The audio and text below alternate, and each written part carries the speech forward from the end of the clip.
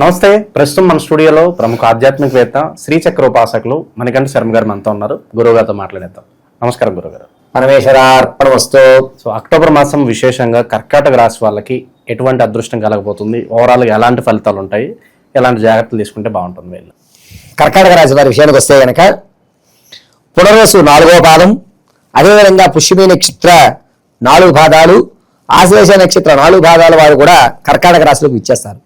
వ్యాపారం ప్రారంభం చేద్దాం అనేటువంటి ఆలోచన ఉన్నటువంటి మాత్రం పరోక్షంగా వ్యాపారాలు చేయండి, బాగుంటుంది.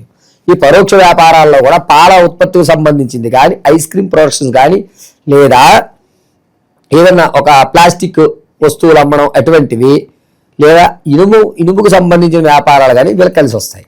ప్రత్యక్షంగానే పాల్గొవచ్చు, ఇబ్బంది ఏమీ లేదు.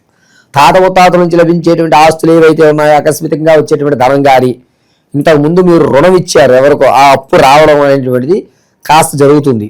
అంటే కోర్టు వ్యవస్థలో మాత్రం 70% మీ వైపుకు మొత్తం కేసు అంతా తిరిగిపోతుంది. ఇప్పటి వరకు అసలు నగ్గం అనుకునేటువంటి కేసు ఒక మలుపు అయితే తిరుగుతుంది.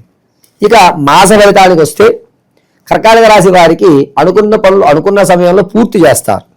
అది ఎలాగన్నా కానీ చుట్ట చివరిలో అయినా సరే భగవంతుడి అనుగ్రహమో లేకపోతే వీరి యొక్క పుణ్య ఫలితమో, వీరు పూర్వీకులు చేసుకునే ఫలితం వల్ల పనులు అయితే పూర్తవుతాయి. రాజకీయాల్లో ఉన్న వారికి మాట తగ్గుతుంది, జనాల్లో ఆకర్షణ కూడా తగ్గుతుంది. నేను రాజకీయాలకి అనవసరంగా వచ్చానా అనేటువంటి ప్రశ్నార్థమైన భవిష్యత్తు ఈ నెలలో చెప్పచ్చు. విద్యార్థులకు జ్ఞాపశక్తి పెరుగుతుంది. తను అనుకున్నటువంటి విధానంలో తన గుర్తింపునైతే మాత్రం ఏర్పరచుకుంటాడు.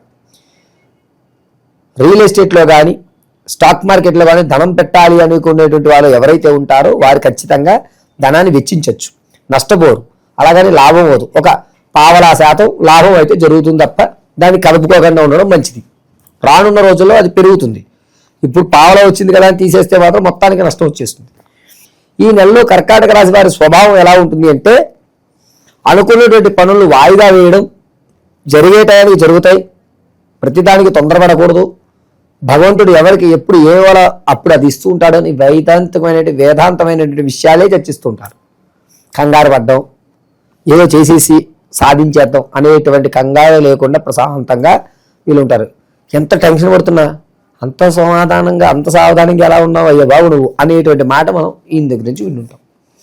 ఇక ఇటువంటి వారితో మనం స్నేహం చేయడం వల్ల మన యొక్క ఆలోచన విధానం కూడా మందగించడమే కానీ ఉపయోగదాయకంగా ఉండదు.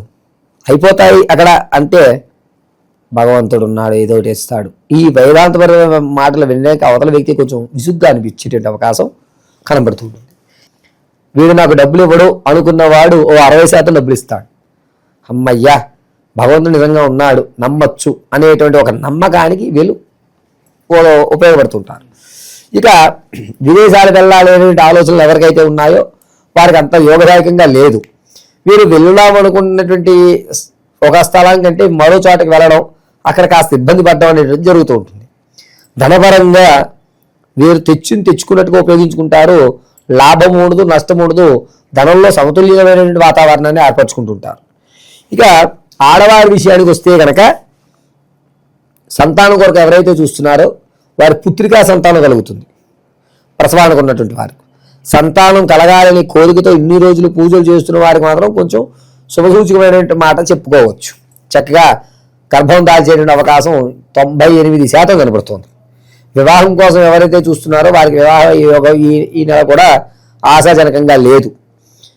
విలువైనటువంటి వస్తువు పోగొట్టుకోవడం, తాత ముత్తాతల నుంచి ఉన్నటువంటి ఒక ఆభరణాన్ని పోగొట్టుకోవడం, దొంగల పాలవడం అనేవండి, మర్చిపోవడం అనేవండి, లేదా వదిలేయడం అనండి, మర్చిపోయి ఎక్కడో పెట్టి, ఇటువంటి విషయాలు ఖచ్చితంగా జరుగుతాయి.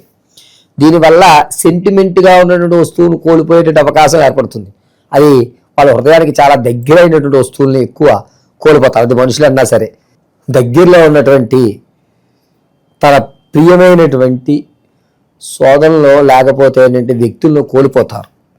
అది చాలా మానసిక క్షోభ అనేటువంటిది గురవుతుంటుంది. ఈ కర్కాటక రాశి వారికి మానసికంగా చాలా బాధాకరమైనటువంటి బరువును మోయవలసిన అవసరం అక్టోబర్ 21వ తారీఖు నుంచి 28 మధ్య జరుగుతుంది. ఇక ఆరోగ్యపరానికి వస్తే కనుక గొంతు, కిడ్నీ ఈ రెండింటికి సంబంధించిన వ్యాధులు ఏర్పడతాయి. దీంతో పాటుగా 99% యూరినరీ ఇన్ఫెక్షన్ అనేటువంటిది కర్కాటక రాశి వారు ఈ నెలలో చవి చూస్తుంటారు. దీనివల్ల నాకే ఎందుకు వస్తుంది అనేటువంటి బాధాయుక్తానికి ఎక్కువ గురయ్యేటువంటి అవకాశాలు కనబడుతున్నాయి. ఇక విశేషంగా గురుగారు, ఈ మూడో వ్యక్తి ఎంటర్ అవడం ద్వారా బయటకు అక్రమ సంబంధాలు ఏమైనా పెట్టుకుంటున్నారు, అవి ఏమన్నా బయటపడి వైవాహిక జీవితంలో ఇబ్బందులు వచ్చే అవకాశాలు ఏమైనా కనిపిస్తున్నాయి?